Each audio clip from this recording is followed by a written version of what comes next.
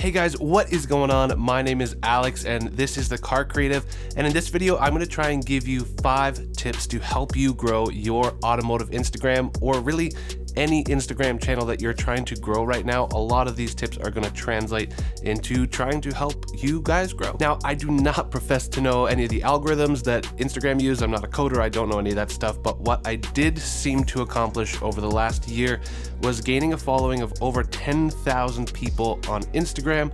We have almost 20,000 subscribers on YouTube, which thank you guys so much. And I've managed to get sometimes over 10,000 likes on some of my photos, which for such a small account is pretty good reach. On top of that, even getting to work with some of my favorite brands, namely Porsche Canada. And if you haven't seen that video, you can go check that out in the link up above. And trust me, I am not saying any of this to brag or boast, but really only to add validity. That's a hard one. And I just want you guys to have validity as to why I'm saying what I'm saying. So stick with me, because a lot of these tips you may have heard before, but I am going to give you very specific tips to automotive creators. And at the end, I'm actually going to go ahead and review some of the photos that you guys have tagged me in on Instagram and give some feedback based on the tips that we go through today. For the first tip, guys, we are going to talk about quality. We live in 2021. Yes, we survived 2020. Pretty much everyone has a cell phone that can take a high quality picture. Probably inside of that cell phone, you can get some editing software that you can edit these photos with. On top of that, if you're watching this video, that means that you have access to YouTube. I learned everything that I know off of YouTube and then experience. So in my opinion, your excuses for not creating quality content are just getting smaller and smaller. So learn everything that you can about photo editing, how to capture a good photo in good light, and there's of course so many channels on here that you can go and find those on. If you guys want a good place to start, I've got some Lightroom tips here on how you can edit those photos specifically for automotive. The second tip that I have for you guys is consistency. And what I mean by consistency is not so much that you have to post every day, because I do not personally do that, but I do think that people should know and expect what they're going to be getting from you when you post. So for me, I've picked the automotive niche. I love cars. I like taking photos of cars. I think they look cool. I think they're fun to drive. I think they sound good. That's why I'm here. But what if one day I went on my Instagram and posted a cat, when typically I've been posting sick photos of cars and giving you good tips on photo, video, the lenses I use, all that stuff? You'd be like, why is he posting a cat? This is useless information to me, or why you followed me. So keep your grid consistent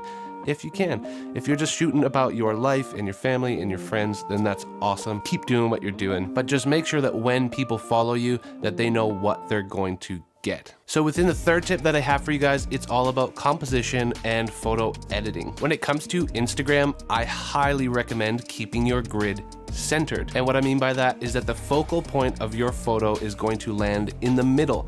And why is that? Because on your grid, everything is put into a little box. So you want to make sure that what you want the viewer to see on the other side is centered in that grid, so that on your grid, it still looks really crisp. It's a beautiful profile. And you want to make sure that the eye, so using photo editing, that your eye is actually drawn to that thing that you're taking a photo of. So for cars, obviously you want to brighten up the car so it is the thing that your eye is most attracted to. And there's a lot of editing techniques that you guys can learn to help draw the eye to your subject, whether that's the rim of a car, whether that is the car in a beautiful landscape. And if you find that you're struggling with your edits, or you don't quite have enough information to edit your high quality photos, you guys can check out my Lightroom presets. They're down below. All you've got to do is slap on these automotive presets, adjust the exposure to your photo, and then go and add the filters preset as well. And this helps draw the eye to the center of the frame. All right, so to add some validity to what I mean by this, let's take a look at some of the higher end automotive brands that are taking great photos of cars, that are drawing your eye to the subject and keeping it center framed. So looking at the Car and Driver Instagram, you can see that almost every single one of these photos has the entire car in the entire frame. Look at that. You can see the entire Bugatti. Look at this, the Volkswagen Golf R, which I want so bad, is in the entire frame. The only one that's really not is this one that's like, seems like it was a spy photo or something, that they maybe didn't have a perfect opportunity to get a great photo. Another guy that I like to look at all the time is Alex Penfold. He takes incredible automotive photos. And again, look at the theme here. Everything is either centered or you can see the entire car in the frame. This one, sure, it's 7-Eleven, but the focus isn't necessarily on that car. It's on maybe the rim or the surrounding, or that he took this really insane car to a really average location and makes it look banging. And one more great example here is Blacklist. You can see again, all of their photos are centered. Like, this is a great example of drawing the eye to the car. You can see so many of their photos. The entire car is in frame and your eye is drawn directly to the subject. Okay, so now that you know how to edit your photos and where you should be placing your subject in your frame, how do you get the follow? How do you get the click? How do you get the like? For me, I believe that how I've grown my channel is simply by being me, being myself. There are so many accounts on Instagram and you have to find a way to cut through the noise. So when you're posting to Instagram, I would just encourage you, say something about your day, what you experienced on that shoot, maybe what lens you used. I highly recommend not just being like hashtag Monday heat or like boom or emoji. I don't know what those hashtags are, but I know it's easy to do those things, but that tells me nothing about you at all. And so that's not really gonna make me want to go follow you because there's no personality behind it. Cars are cars, you can find it anywhere on the internet. But why would they follow you on Instagram in 2021 is because of who you are. Did I just get really passionate? I think I did. So then when you post a cool photo about anything and someone makes a comment down below responding to the thing that you've written in your caption, respond to them. Part of how the algorithm works on Instagram is that if people are DMing you and you respond, then Instagram thinks that you guys want to be friends, that you guys care about what each other is sharing, and they will push you higher up in the feed. Be human, be yourself. It's fun to post, but if you actually want growth, you need to invest in the people that are following you because that's your supporters. That's the people who are going to tap and like your stuff so that Instagram will think that your Instagram's awesome. All right, and the fifth tip, guys, is going to be actually not that much about Instagram, but it will help you grow on Instagram, and that is expand your reach. For me personally, YouTube has been one of the best things for me in expanding my growth, and I highly recommend you start a channel.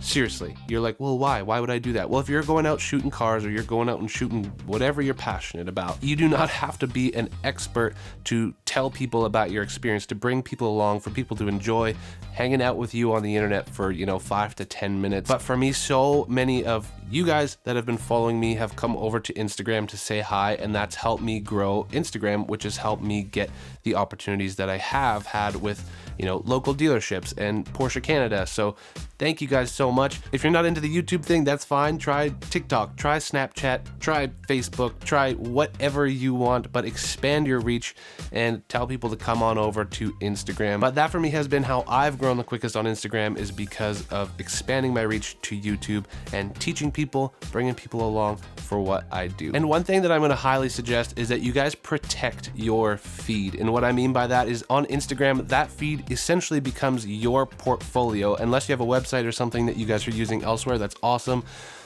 Not sponsored by Squarespace yet. Shoot. Your Instagram feed is your portfolio to date, so be really protective with that and how you post. I personally post 3 in a row, and if I don't have much more content past that, I stop at that 3 so that I can kind of curate my next few blocks. And again, the reason I think that's important is because you have one shot when someone comes to your Instagram to impress them, make them like what they're scrolling, and you generally will get your first 3 photos to maybe 9 to convince them of who you are and why they need to click follow or like some of your photos. I highly suggest keeping some of the daily stuff, the behind the scenes, into your stories or into your Instagram reels. So keep that grid protected and make sure it's quality. So since we're through the 5 tips, let's go through the photos that you guys have tagged me in, and I'll just kind of pick the ones that my eyes are drawn to and give a little bit of feedback. I tend not to be too critical because everyone's art is their own art, but I might suggest how you could reframe something or draw your eye to something. This photo here is stunning by the Rub Doctor. I just think in this entire feed, my eye is drawn immediately to that photo. I don't know if it's the light or how he edited it, but it's just really,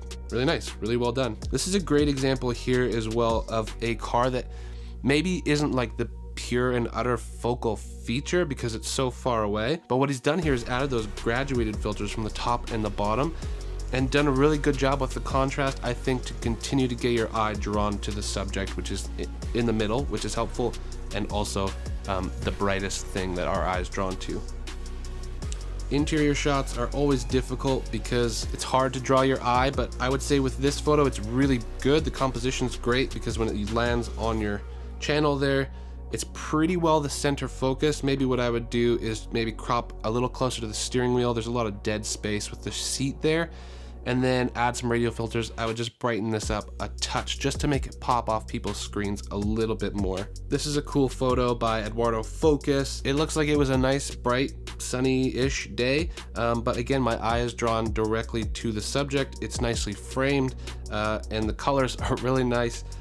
Good job on the editing on this one. Here's a great shot by Mark Wright. I think it's a beautiful photo. He did a really good job with bringing out the details on the FJ, but I probably personally would actually make it a touch brighter. Again, you want it to really pop off the screen, whereas if you look in the feed here, it's a bit dark maybe and just kind of fades away, whereas something like this photo really just pops off the screen. Now, of course, he's shooting a dark vehicle, which is always difficult, but I maybe would have added a radial filter and just pulled that car out just a little bit more.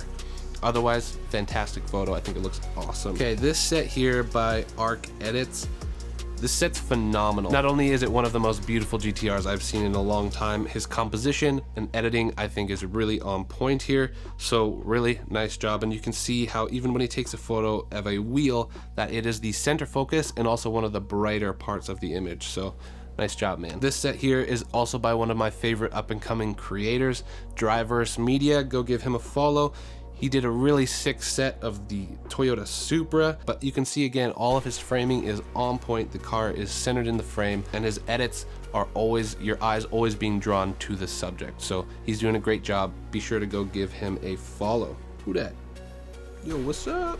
Okay, here's a great example, a beautiful photo, but all I would have done here is maybe crop it a little bit more so that when it lands on your page, it's actually going to be a nice part of your portfolio. Some of the composition here when you land, it's not quite centered on the car. Maybe your focus wanted to be on the mountain here. That's awesome, but even maybe when taking that photo, you could just get a little bit lower so that your car can still be composed with that landscape, and then try and center it just a little bit more so it lands a little nicer on your portfolio. Otherwise, yeah, look at what he's doing here. Some of these photos are awesome. This photo's great. Obviously, I love the GTRs. I would have just brought up the exposure a little bit more to help my eye be drawn to that image. Sick photo of a Lambo.